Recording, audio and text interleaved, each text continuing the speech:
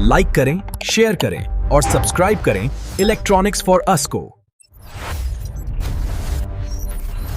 हर electrical circuit मतलब बिजली से चलने वाली हर चीज असल में सिर्फ 3 बुनियादी आपस में जुड़ी हुई चीजों से चलती है।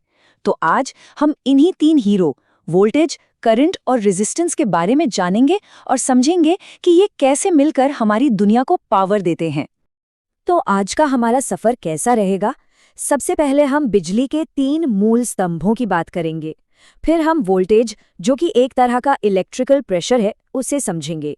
उसके बाद हम करंट यानी बहाव पर नजर डालेंगे और फिर रेजिस्टेंस, जो इस बहाव को रोकता है, उसे जानेंगे। और हाँ, आखिर में हम इन सबको ओम के नियम की मदद से एक साथ जोड़कर देखेंगे। ठीक है, तो चलिए शुरू करते हैं।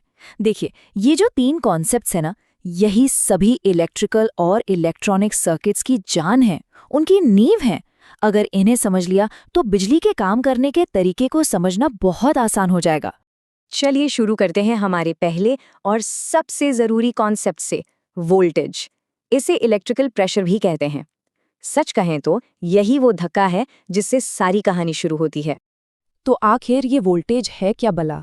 सीधी सादी भाषा में कहें तो ये एक तरह का इलेक्ट्रिकल प्रेशर है, एक जोर है जो इलेक्ट्रॉन्स को मजबूर करता है कि वो एक सर्किट में आगे बढ़ें। और इसे हम नापते हैं वोल्ट्स में, जिसका सिंबल है V। अच्छा, इसे समझने का सबसे आसान तरीका है पानी की मिसाल। जरा सोचिए, एक पानी का पाइप है, उसमें वोल्टेज क्या है? वो है पानी का प्रेशर। जितना ज्यादा प्रेशर होगा, पाइप से उतना ही ज्यादा पानी बहेगा। बिल्कुल वैसे ही जितना ज्यादा वोल्टेज होगा, उतने ही ज्यादा इलेक्ट्रॉन्स बहेंगे। और ये प्रेशर हमारी रोजमर्रा की जिंदगी में हर जगह है, बस लेवल अलग अलग हैं। एक छोटी सी AA बैटरी में होता है करीब 1.5 वोल्ट, वहीं कार की बैटरी में ये बढ़कर 12 वोल्ट हो जाता है। एक USB पोर्ट 5 वोल्ट का धक्का देता है और हमारे घरों के सॉकेट में तो 230 वोल्ट का जबरदस्त प्रेशर होता है ना कमाल की बात? अच्छा, तो धक्का तो लग गया, पर इस धक्के का नतीजा क्या निकला? यहीं पर एंट्री होती है हमारे दूसरे हीरो की, करंट, यानी बहाव की दर। तो ये करंट क्या है? करंट मतलब बहाव। ये कुछ और नहीं बल्कि उन इलेक्ट्रॉन्स का असली मूवमेंट है, उनका बहना है जो किसी तार से गुजरते हैं।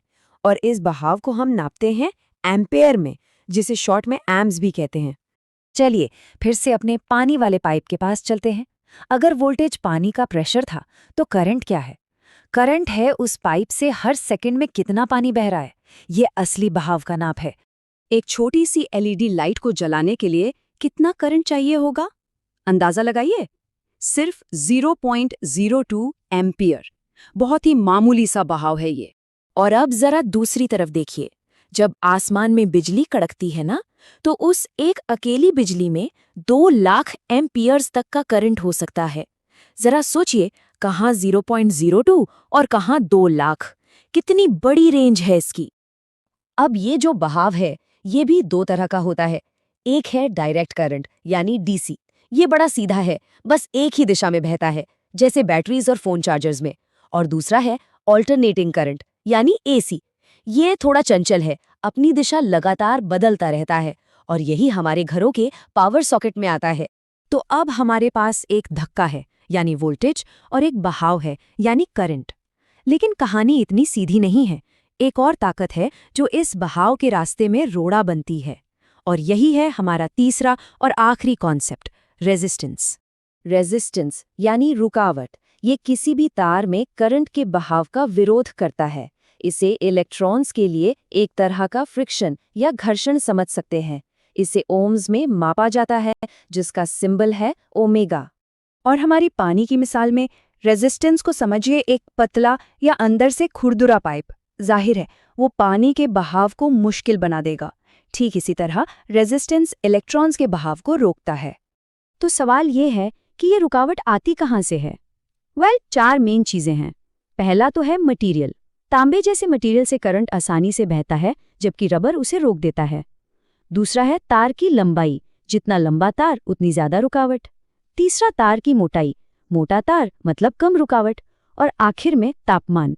ज्यादातर तारों में तापमान जितना ज्यादा होगा, रेजिस्टेंस भी उतना ही ज्यादा होगा। तो लीजिए, हमारे तीनों किरदार स्टेज पर आ चुके हैं, वोल्टेज, करंट और रेजिस्टेंस। अब वक्त है उस मास्टर रूल को समझने का जो इन तीनों को एक साथ एक खूबसूरत रिश्ते में बांधता है, और वो है ओम का नियम। तो सबसे बड़ा सवाल, ये तीनों वोल्टेज, करंट और रेजिस्टेंस आखिर एक दूसरे से जुड़े कैसे हैं? जवाब छिपा है एक बहुत ही शानदार और सिंपल से फॉर्मूले में, V = I × R। बस यही है ओम का नियम। वोल्टेज बराबर है करंट गुणा रेजिस्टेंस के। तो इसका मतलब क्या हुआ? मतलब बहुत सीधा है। अगर धक्का यानी वोल्टेज बढ़ेगा तो बहाव यानी करंट भी बढ़ेगा। अगर रुकावट यानी रेजिस्टेंस बढ़ेगी तो बहाव यानी करंट कम हो जाएगा। और अगर करंट बढ़ाना है तो या तो धक्का बढ़ा दो या फिर रुकावट कम कर दो। सिंपल। चलिए इसको एक छोटे से उदाहरण से समझते हैं। मान लीजिए हमारे पास एक 12 वोल्ट की बैटरी है और वो एक बल्ब से जुड़ी है जिसका रेजिस्टेंस है 6 ओम। तो करंट कितना बहेगा? बस फॉर्मूला लगाइए, I = V/R। मतलब 12 को 6 से डिवाइड कर दीजिए और जवाब आया 2 एम्पियर। है ना कितना आसान? तो चलिए एक बार फटाफट सब कुछ समेट लेते हैं।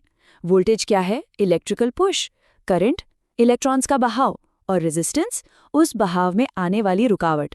बस इन 3 चीजों में ही बिजली की पूरी कहानी छिपी है। और अगर इन सबको एक लाइन में याद रखना हो तो बस ये याद रखिए, वोल्टेज कारण है, करंट उसका असर है और रेजिस्टेंस उसका विरोध है। बस यही एक सीधा साधा विचार है जो हर इलेक्ट्रिकल सर्किट के दिल में धड़कता है।